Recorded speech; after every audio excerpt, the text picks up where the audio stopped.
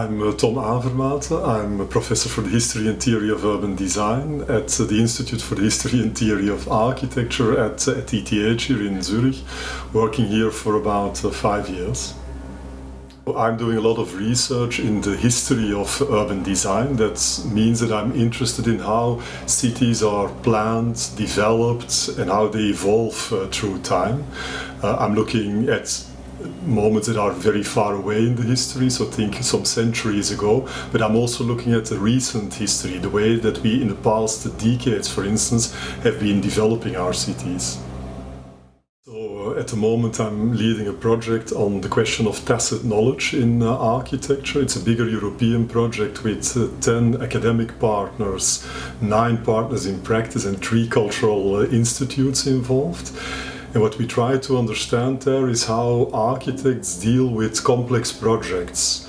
Dealing with complex projects means that you don't only use explicit knowledge, the knowledge that we have in books, in data sheets and so on, but that there's also knowledge which is really in the design activity and passed on tacitly.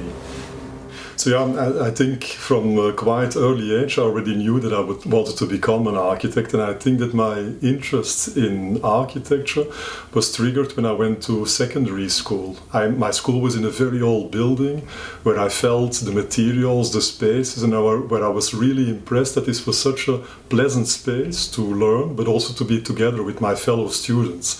I think that this was really the start for me to become interested in architecture. Of course, that as a professor, much of my time goes into architecture, and the interesting thing of architecture is that it's always around us. I mean, wherever you are in the world, whatever you are visiting, the city and architecture are around us, and so the interest is constantly there.